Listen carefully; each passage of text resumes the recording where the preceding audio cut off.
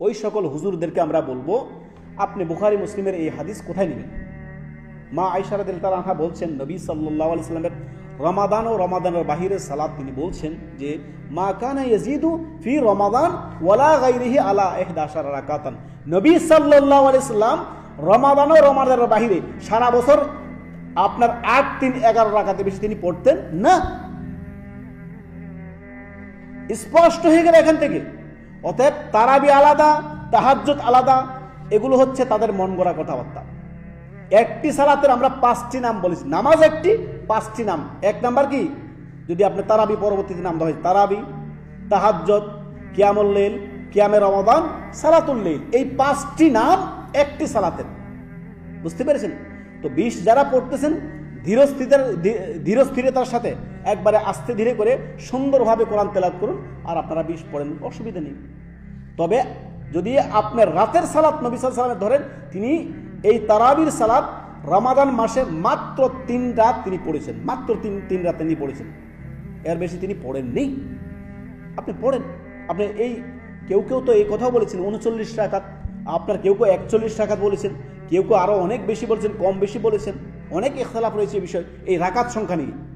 মুদ্দা কথা হচ্ছে আম্মাজান আয়েশা রাদিয়াল্লাহু তাআলা এই হাদিস দ্বারা স্পষ্ট হচ্ছে তারাবি তাহাজ্জুদ একই সালাত। যেটা তারাবি সেটাই তাহাজ্জুদ, সেটাই কিয়ামুল লাইল, সেটাই কিয়াম রমাদান। কিন্তু হাদিসে কি আসছে? মান কামা রমাদান, শব্দ শুনিয়েন, মান কামা রমাদান, যে ব্যক্তি রমাদানের রাতের কিয়াম করলো, সেখানে তারাবি নেই, তারাবি পরবর্তীতে নাম দিয়েছেন। যেটাই তারাবি সেটাই তাহাজ্জুদ, সেটাই কিয়ামুল লাইল, সেটাই কিয়ামে রমাদান, সেটাই হচ্ছে সালাতুল লাইল। এই 5টি সালাত নাম ভিন্ন ভিন্ন, নামাজ একটি। মনে থাকবে? স্পষ্ট। এগুলো নিয়ে ঝামেলা করতে যাবেন না। যে যত পারেন পড়েন, ফরজ নামাজ আগে ঠিক করেন, রমাদানের পরে যাতে আপনার ফরজটা ঠিক থাকে, দৈনন্দিন 5 ওয়াক্ত ফরজ সালাতে ঠিক থাকে, এটা আগে আপনি খেয়াল রাখেন। এত ঝামেলার মধ্যে যাবেন না। আল্লাহ আমাদেরকে বুঝার তৌফিক দান করুন। মাযহাবি গোলামি করে লাভ নাই। যে বিষয়ের নিচে তারাবি হয় না, হয় না, হয় না, কে বলল আপনাকে হয় না? কোথায় নেবেন আপনি বুখারী মুসলিমের এই হাদিস? সুবহানাল্লাহ। আল্লাহ আমাদেরকে বুঝার তৌফিক দান করুন। যে সকল মানুষ এই বরকতপূর্ণ মাস রমাদান মাস পাওয়ার পরও নিজে গুনাহমুক্ত হতে পারলো না, নিজে পাপ মুক্ত হতে পারলো না, এই রমাদান মাসে নেকিতে সে এগিয়ে যেতে পারলো না, এই কোরআনের মাস শাহরু রমাদান আল্লাযী উনজিলা ফীহিল কোরআন, এটি এমন এক মাস যাতে আল্লাহ তাআলা মহাগ্রন্থ আল কোরআন নাযিল করেছেন, হুদাল লিন্নাস, মানব জাতির হিদায়াতের জন্য। সেই কোরআনের পথে নিজেকে পরিচালিত করতে পারলো না, নেকি অর্জন করতে পারলো না, নিজেকে পাপ মুক্ত করতে পারলো না, তার মতো হতভাগা আর কে হবে রে ভাই? ইয়া সালাম, আল্লাহু আকবার।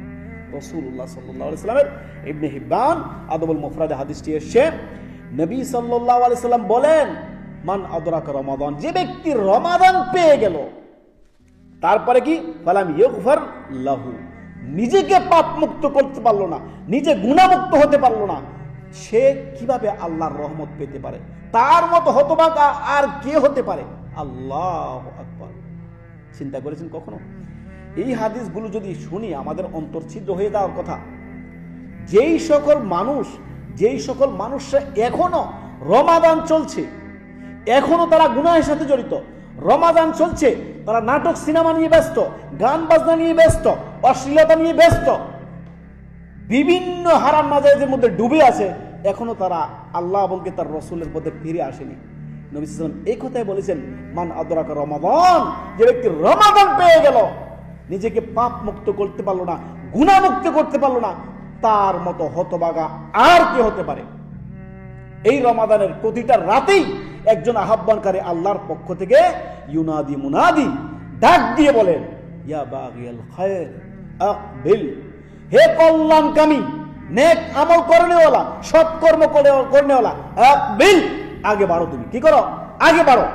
ইয়া বাগিয়াশ শার, ওই সমস্ত গুনাহগাররা থামো, থেমে যাও। আকসির, থামো, থেমে যাও, আর বাড়িও না। তওবা করো আজকে, এখন এই মুহূর্তে তওবা করো, ফিরে আসো তোমার রবের দিকে, তওবা করে ইস্তেগফার করে ফিরে আসো। কোন সে বিষয় তোমাকে মা গররাকা বিরাব্বিকাল কারীম, কোন সে বিষয়? ইয়া আইয়ুহাল ইনসানু মা গররাকা বিরাব্বিকাল কারীম, হে মানুষ, ধোঁকা কিসে দিয়েছে তোমাকে?